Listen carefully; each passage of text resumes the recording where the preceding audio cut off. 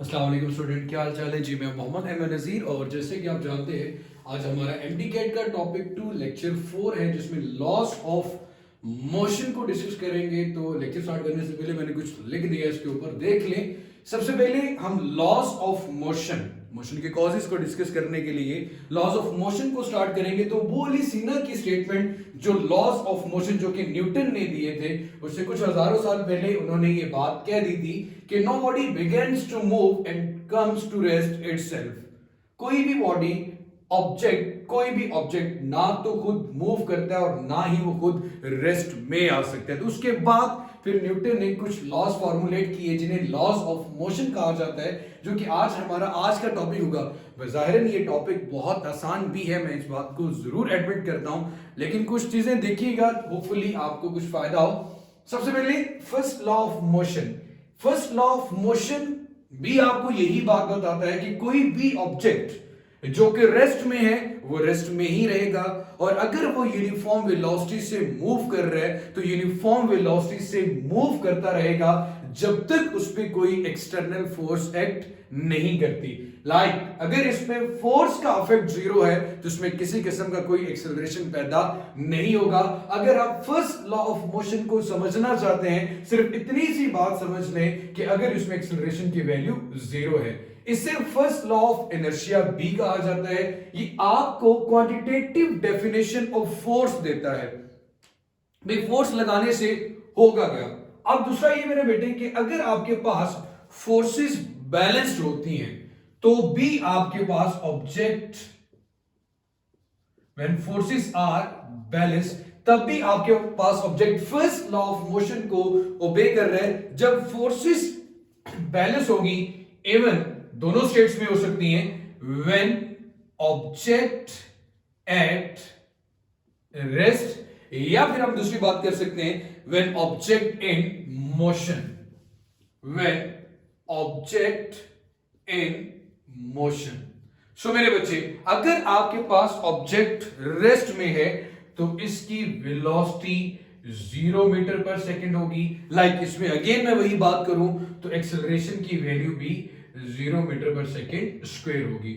और अगर आपके पास ऑब्जेक्ट मूव कर रहा है तो उसके लिए शर्त यह है कि ऑब्जेक्ट मूव तो करे बट विद कांस्टेंट वेलोसिटी। और अगर ऑब्जेक्ट कांस्टेंट वेलोसिटी के साथ मूव कर रहा है तो अगेन मेरे बेटे आप सबको ये बात बड़े अच्छे से क्लियर होनी चाहिए कि उसका एक्सेलरेशन अगेन आपके पास 0 मीटर पर सेकेंड स्क्वायर होगा। सो मेरी जान, ये दो बातें जो आप लोगों के साथ दोबारा से रिपीट कर दी। अगेन, अगर उसका ऑब्जेक्ट एट रेस्ट है, it will stay at rest unless no unbalanced force act on it. तो अगर आपके पास ऑब्जेक्ट कांस्टेंट वेलोसिटी के साथ मूव कर रहे हैं so it will stage in motion. आज हम कुछ एमसीक्यूज भी इससे रेलेवेंट जरूर डिस्कस करेंगे मेरा बेटा। तो सबसे पहले हमें कैसे पता चलेगा कि जी हमारा Newton first law of motion हमें क्वांटिटेटिव एनालिसिस भी दे रहा है, फोर्स का क्वांटिटेटिव डेफिनेशन ऑफ फोर्स हमें इसके इफेक्ट से।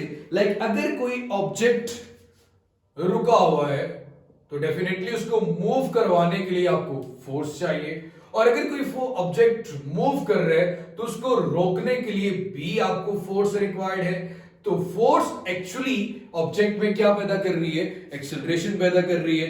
इसी तरह मेरा बेटा आपने आगे बुक्स में पढ़ा होगा इनर्शियल फ्रेम ऑफ रेफरेंस।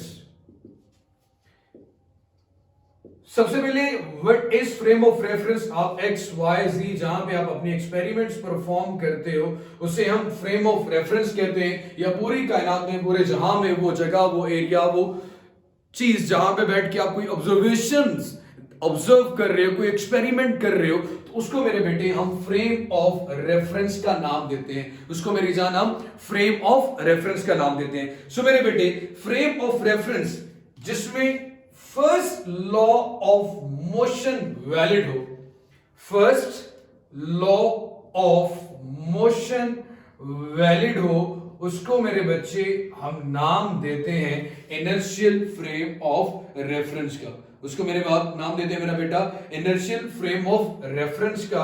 हाँ खैर, ये कहा तो जाता है कि earth is an inertial frame of reference. ये इसलिए कहा जाता है, जब मैं सॉफ्टली स्पीकिंग बात करूं, लास्ट टॉपिक में कहा था, ये बात समझाई थी कि आपको कभी भी जमीन के ऑर्बिटल जर्क्स फील नहीं होते। बट मेरे बच्चे, ये बात अगर दोबारा से की जाए, लेकिन अगर स्ट्रिक्टली स्पीकिंग देखा जाए तो ये चीज non inertial frame of reference में आती है, अगर स्ट्रिक्टली स्पीकिंग बात की जाए। सो मेरा बेटा, ये तो हमारे पास फर्स्ट लॉ ऑफ मोशन की कुछ बातें, कुछ डिस्कशन थी। अब मेरा बेटा, आपने यहां पे एक चीज देखी, मैंने कहा it is also called the law of inertia. तो सबसे पहले हमें ये चीज पता होनी चाहिए कि हम इनर्शिया किसे कहते हैं। सो मेरी जान, मैं इसको रेस कर रहा हूं, अब मेरे बेटे इसको नोट डाउन भी कर लीजिएगा।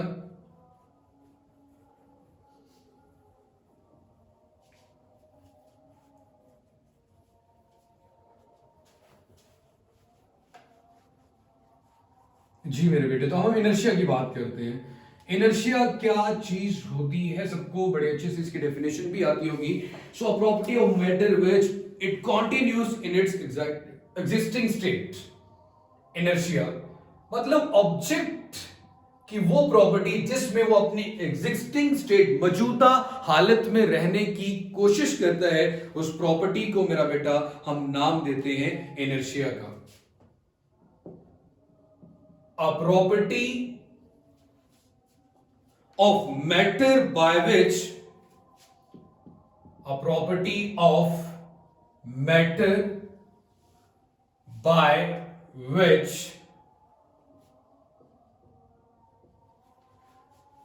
it continues in its existing state, it continues in its existing state. वो स्टेट ऑफ रेस्ट भी हो सकती है, वो स्टेट ऑफ यूनिफॉर्म मोशन भी हो सकती है।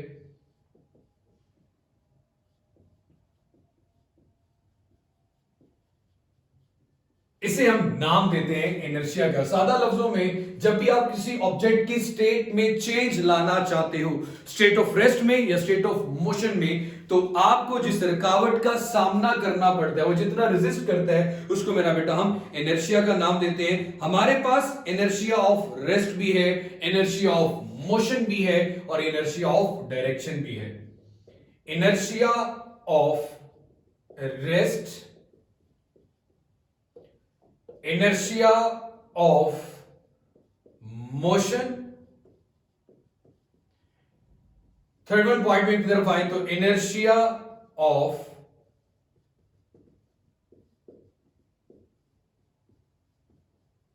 direction, inertia of rest, inertia of motion and inertia of direction। सो मेरे बेटे, it is the inability of a body to change in its state of rest by itself। inability, body की वो नाकाबिलियत जिसकी वजह से ये अपनी रेस्ट की स्टेट में चेंज खुद नहीं ला सकती, इसे हम इनर्शिया ऑफ रेस्ट करेंगे। Inability of body to change its rest state, तो इसे हम नाम देते हैं मेरा बेटा इनर्शिया ऑफ रेस्ट का। उसके बाद मेरे बेटे, अगर हम बात करें इनर्शिया ऑफ मोशन की, so inability of a body to change its state of motion by itself, automatically वो अपनी मोशन की स्टेट में भी खुद से चेंज नहीं ला सकती, तो इस इनएबिलिटी को हम नाम दे देते हैं मेरा बेटा इनर्शिया ऑफ मोशन। और similarly inability of a body to change its direction itself, इसको मेरे बच्चे हम नाम देते हैं इनर्शिया ऑफ डायरेक्शन का।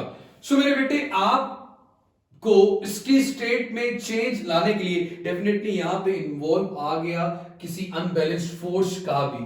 तो जब तक कोई अनबैलेंस फोर्स एग्जिस्ट नहीं करेगी, नहीं आएगी, ये अपनी स्टेट में कॉन्टिन्यूस रहने की कोशिश करेंगे। उस कॉन्टिन्यूस स्टेट में रहने की कोशिश को हम इनर्शिया का नाम देते हैं। सो मेरे बच्चे, अब हम बात करते हैं सेकेंड लॉ ऑफ मोशन की। सेकेंड लॉ ऑफ मोशन, बहुत से लोग ये कहते हैं यार definition of force given by the second law of motion. No, first law ने आपको डेफिनेशन ऑफ फोर्स दे दी थी, तो ये तो आपको सिर्फ और सिर्फ ये बताएगा कि कितना एक्सेलरेशन, क्वांटिटेटिव एनालिसिस बता रहा है कितना एक्सेलरेशन पैदा होगा। आप सबने देखा होगा कि जी acceleration is directly proportional to F, inversely proportional to M, और जब आप इनको कंबाइन करते तो आपके पास आंसर आता है, या Newton second law of motion की ये मैथमेटिकल फॉर्म आ जाती है। सो मेरे बच्चे, force equals to mass times of acceleration. Force equals to mass time of acceleration. Force equals to mass time of acceleration. So मेरे बेटे, यहां पे एक और आपसे एमसीक्यूज भी पूछ लूंगा। यहां तो आपको बड़े अच्छे से ये बात बड़े अच्छे से पता है कि स्मॉल मैस, अगर किसी ऑब्जेक्ट का मैस कम होगा तो उसमें एक्सेलरेशन ज्यादा पैदा होगा। Small mass large acceleration, large mass, तो मेरे बेटे हम बात करेंगे स्मॉल एक्सेलरेशन की।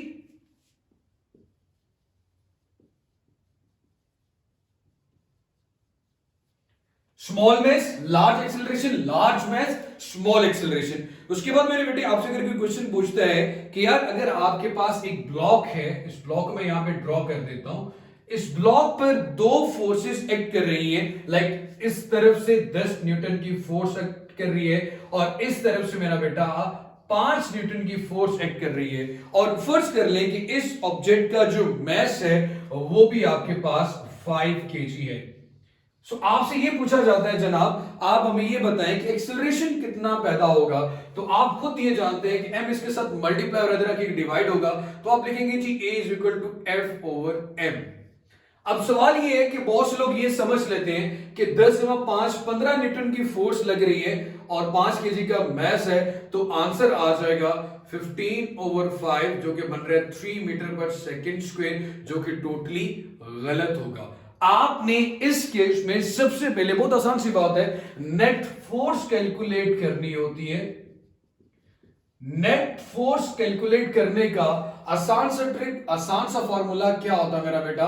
नेट फोर्स ये है कि आप दोनों में ज्यादा वाली को पहले लिख लेते हो, उसके साथ प्लस का सिंबल आ जाएगा, ऑपोजिट डायरेक्शन वाले को बाद में माइनस के साथ 5 न्यूटन, तो नेट इफेक्टिव फोर्स है जो कि हमारे पास 5 न्यूटन आ रही है। अब आप अगर इसका एक्सेलरेशन कैलकुलेट करेंगे तो मेरे बेटे F आपके पास 5 न्यूटन है, मैस आपके पास 5 kg है, ये दोनों कैंसिल, तो एक्सेलरेशन आपके पास आएगा मेरा बेटा 1 मीटर पर सेकेंड स्क्वायर, जो कि हमारे पास एक करेक्ट आंसर होगा।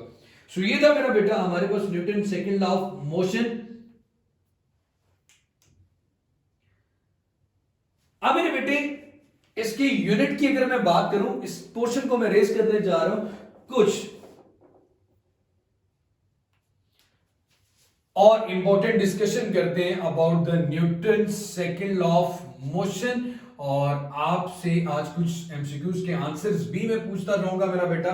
सो सबसे पहले मेरी जान, सबसे पहले अगर बात करें सीजीएस या ऐसे यूनिट की, फोर्स का यूनिट निकालना है आपने, जो कि MA है। वी नो वेरी वेल कि जी आपके पास 1 Newton is equal to 1 kilogram metre per second square. 1 Newton force 1 kg mass के ऊपर अप्लाई की जाए, so 1 metre per second square acceleration पैदा होता है। सो मेरे बेटे 1 न्यूटन सीजीएस सिस्टम में, अगर मैं सीजीएस यूनिट की बात करूं तो मेरा बेटा आपको फर्स्ट टॉपिक में ये चीज बताई थी कि जनाब 1 डाइन इज इक्वल टू आती है 1 ग्राम सेंटीमीटर पर सेकेंड स्क्वायर के, मतलब केजी की जगह में ग्राम आ गया, मीटर की जगह सेंटीमीटर और टाइम सेकंड ही रहता है, सो 1 टाइम इसके इक्वल होता है। लेकिन अब न्यूटन की सूरत में ये किसके इक्वल आएगा मेरा बेटा? So 1 Newton is equal to 10⁵ dyne. ये आपके पास मेरा बेटा आप कन्वर्जन कर सकते हैं एमकेएस से सीजीएस सिस्टम में। अब मेरे बेटे एक इंपॉर्टेंट फॉर्मूला आप यूं भी बना सकते हैं, इफ अगर किसी ऑब्जेक्ट पर सेम फोर्स एक्ट कर रही हो, अगर किसी ऑब्जेक्ट पर या दो सेम फोर्सेस एक्ट कर रही हो, तो आप उनमें एक रेशियो का फॉर्मूला भी बना सकते हैं। If same forces acts on body, if same forces acts on body, तो वी नो वेरी वेल कि जी आप कहते हैं कि F1 इक्वल है जनाब F2 के इक्वल। सो आप ये बात लिख सकते हो जी M1 A1 इक्वल आएगा मेरा बेटा M2 A2 के। सो आप मैसेज की रेशियो देखें तो M1 रेशियो M2 इक्वल आ रहा है A2 रेशियो A1। तो इस तरह आप रेशियो से एक्सेलरेशन भी निकाल सकते हैं। अब एक इंपॉर्टेंट पॉइंट लास्ट में, फर्स्ट लॉ ने डेफिनेशन दी थी and second law quantity of acceleration देता है। First law give the definition of force, मैं अगेन रिपीट कर रहा हूं, first law give the definition of force but the second law give the quantity of acceleration. Second law give the quantity of acceleration,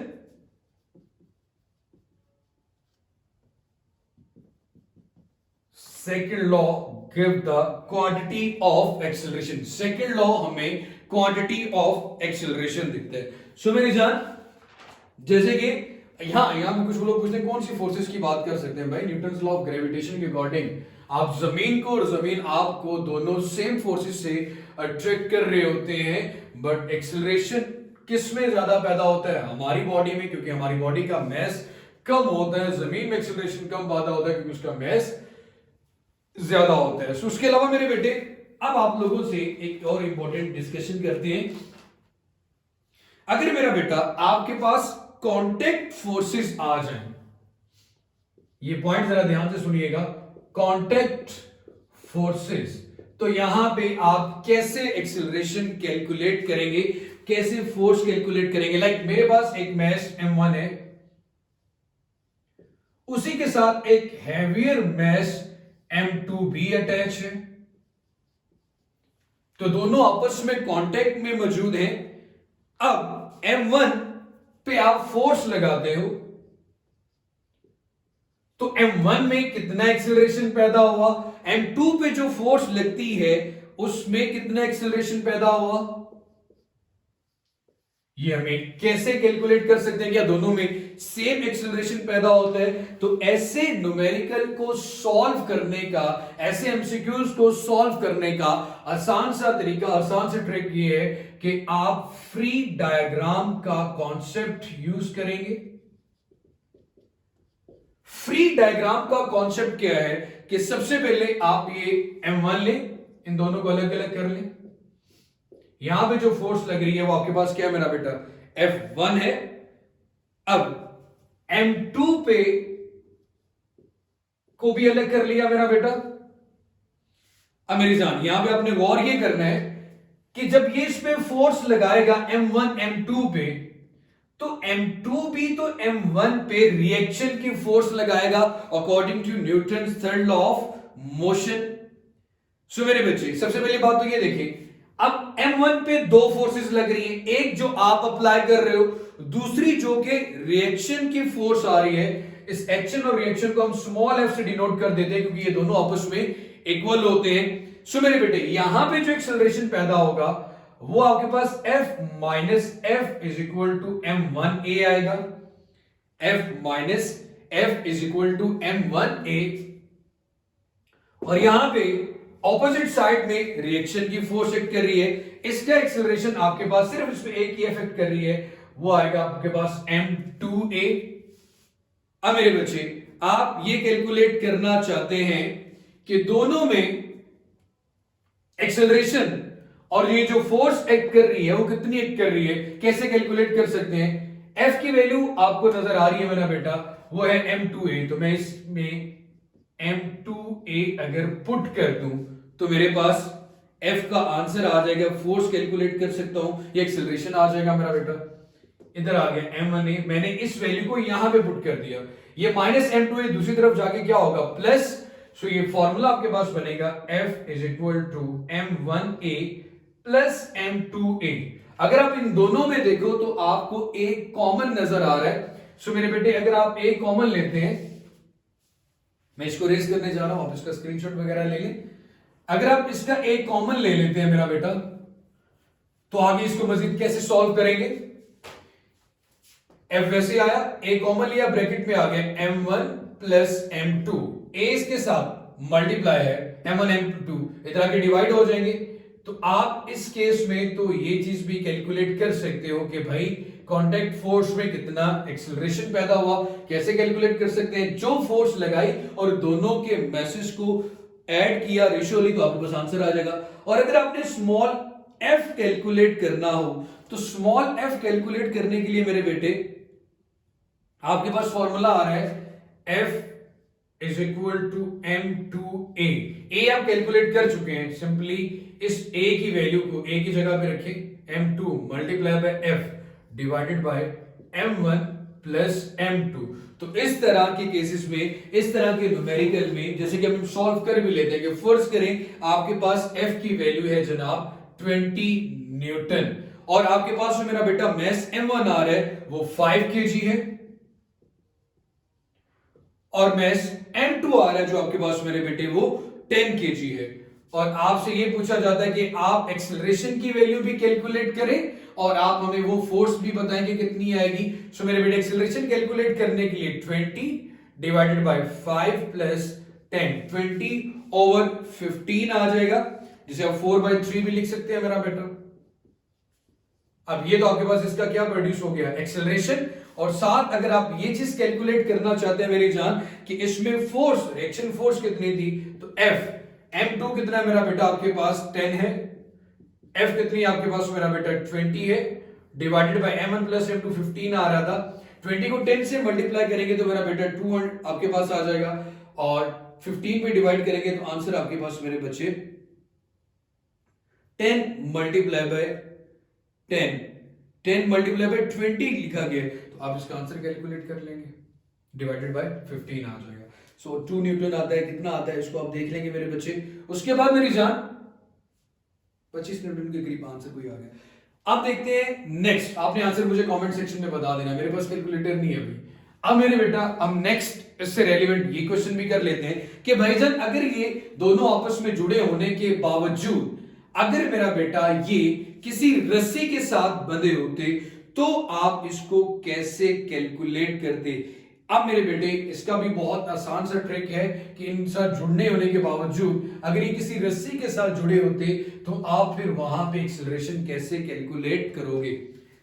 अब मेरे बेटे जब रस्सी के साथ जुड़ेंगे तो डेफिनेटली रस्सी में स्ट्रेच पैदा होगा जिसे हम टेंशन का नाम देते हैं। सो मेरे बेटे ये आपके पास m1 है और ये आपके पास m2 है, m1 और m2। अब मेरे बेटे आपने कुछ नहीं करना, यही सेम मेथड जो कि सामने उसको मैंने रेस नहीं किया उसको फॉलो करना है। सिर्फ और सिर्फ स्मॉल f की जगह पे, सिर्फ और सिर्फ मेरा बेटा स्मॉल f की जगह पे अब आपने t लिख देना है। टेंशन इसमें सेम पैदा होगी क्योंकि एक्शन और रिएक्शन दोनों आपस में मेरा बेटा इक्वल होंगे। सो आपने सिर्फ और सिर्फ रिप्लेस किसको किया, आपने f को रिप्लेस कर दिया t के साथ, तो फॉर्मूला बन गया f minus T is equal to m1a और यहां पे t इक्वल आ गया मेरा बेटा m2a के। सो अब मेरे बच्चे बाकी सारी चीजें बिल्कुल सेम रहेंगी, आपके पास एक्सेलरेशन का फॉर्मूला फिर बन जाएगा वही same formula a is equal to f divided by m1 plus m2। और जब आप लोगों ने मेरा बेटा टेंशन t कैलकुलेट करनी होगी तो उसका फॉर्मूला भी सेम रहेगा m2f divided by m1 plus m2। तो ये है मेरा बेटा आपके पास कांटेक्ट फोर्स, जिसमें मेरे बच्चे अगर आपके पास क्या गिवन हो, अगर आपके पास ये गिवन हो कि दोनों ऑब्जेक्ट्स एक दूसरे के साथ जुड़े हुए हैं या फिर दोनों ऑब्जेक्ट जुड़े हुए हैं एक रस्सी के साथ बंधे हुए हैं। ये था मेरा बेटा हमारे पास Newton second law of motion. अब मेरे बच्चे बात करते हैं Newton third law of motion की। बहुत आसान भी है और फिर उससे रेलेवेंट हल्के फुल्के एमसीक्यूज भी मेरा बेटा आप लोगों से पूछता जाऊंगा और उसके शॉर्ट शॉर्ट आंसर्स भी आप लोगों को देता जाऊंगा। अब मेरा बेटा हम बात करते हैं थर्ड लॉ ऑफ मोशन की, Newton's third law of motion. So Newton's third law of motion मेरा बेटा क्या चीज होती है? थर्ड लॉ ऑफ मोशन मेरे बेटे, इसमें एक्शन और रिएक्शन का नाम आपने हमेशा सुना। आप ये कहते हैं जी action and reaction are equal in magnitude but opposite in direction. एक चीज का मेरा बेटा आप लोगों ने ख्याल रखना है कि फोर्स ऑफ एक्शन या फोर्स ऑफ रिएक्शन इक्वल तो है, लेकिन अगर मैं इसको वेक्टर की फॉर्म में लिखूंगा तो एक ऐसा साइन नेगेटिव आ जाएगा जो कि ऑपोजिट डायरेक्शन में रखता है। और एक दूसरी चीज जो कि एक गलत कॉन्सेप्ट समझा जाता है कि जब एक्शन और रिएक्शन इक्वल होंगे तो ऑब्जेक्ट बैलेंस होगा। नो, तो मेरा बेटा याद रखना Newton third law of motion में ये forces never balance each other, forces never balance each other, they always comes in pair, they always comes in pair. Forces कभी भी एक दूसरे को बैलेंस नहीं करती, ये हमेशा पेयर की सूरत में आती है। जैसे कि आपने मेरा बेटा एक दीवार के ऊपर पंच मारा तो आपका ये एक्शन था दीवार पे, दीवार रिएक्शन के तौर पर आप पे फोर्स लगाती है, तो दो डिफरेंट एग्जाम, दो डिफरेंट बॉडीज के ऊपर फोर्स लग रही है मेरा बेटा। तो इसलिए आप एक ही ऑब्जेक्ट पे जब दो सेम फोर्सेस लगाते तो बैलेंस की बात कर सकते थे, लेकिन यहां पे बैलेंस की बात नहीं आएगी क्योंकि यहां पे दो ऑब्जेक्ट्स की बात हो रही है। उसके बाद मेरे बच्चे जैसे कि एग्जांपल में मैं ये कह सकता हूं कि सेंट्रीपिटल फोर्स के साथ उसका रिएक्शन सेंट्रीफ्यूगल फोर्स होता है, so it always comes in pair. So अब कुछ एमसीक्यूज, पहले एमसीक्यूज हिंट ये है Newton first law give, Newton's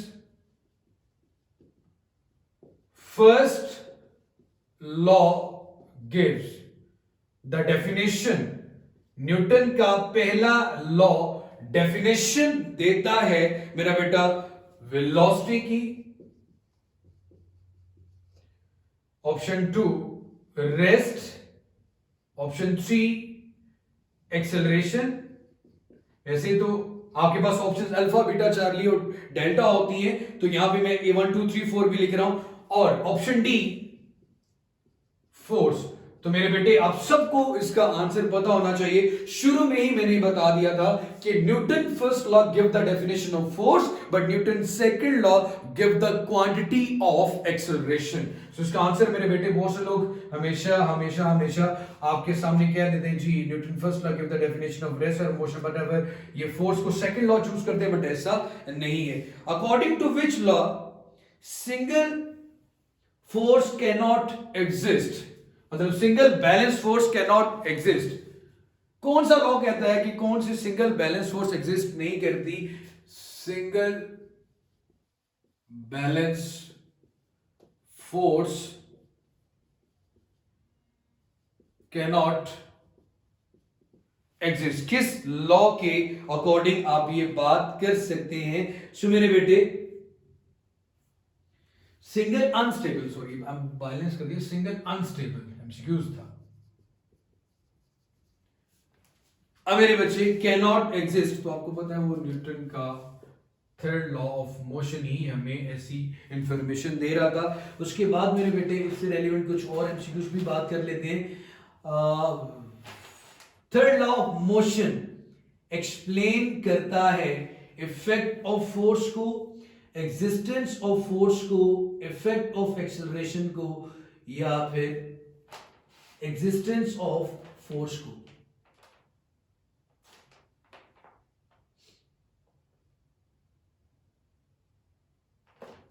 खैर इसके बारे में मजीद जो एमसीक्यूज होंगे इंशाल्लाह हम नेक्स्ट लेक्चर में, आप लोगों का जो टेस्ट होगा, जो लोग हमारे साथ रजिस्टर्ड हैं उनके टेस्ट में भी एमसीक्यूज दिए जाएंगे। और रजिस्ट्रेशन के लिए आपने इस नंबर पे कांटेक्ट करना है। 5000 2 माह की आपकी फुल सेशन की फी है।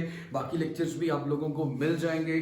खुश रहें, जीते रहें, और अपना फीडबैक मेरा बेटा प्लीज़ ज़रूर दीजिएगा कि आज का लेक्चर आपको कैसा लगा और आपको कोई फ़ायदा हुआ या नहीं हुआ। तो अपना बहुत सारा सा ख्याल रखिएगा, और अभी तक अगर आपने चैनल नहीं सब्सक्राइब किया हुआ तो एम नज़ीर चैनल को भी सब्सक्राइब कर लें। खुश रहें, आबाद रहें, अल्लाह ताला आप सबका आमीन नासिर। और लास्ट एमसीक्यूज़ जो मैं बोल गया था, यहाँ पे आपसे मैंने कहा ये 10 न्यूटन फोर्स है, और यहाँ पे आपके पास गिवन है 5 न्यूटन। अगर वो आपसे पूछता है कि टोटल फोर्स कितनी है तो टोटल वजन 15 है। नेट पूछता तो आप बताएंगे 5 न्यूटन। तो खुश रहें, आबाद रहें, अल्लाह ताला आप सबका आमीन नासिर हो। अल्लाह हाफिज़।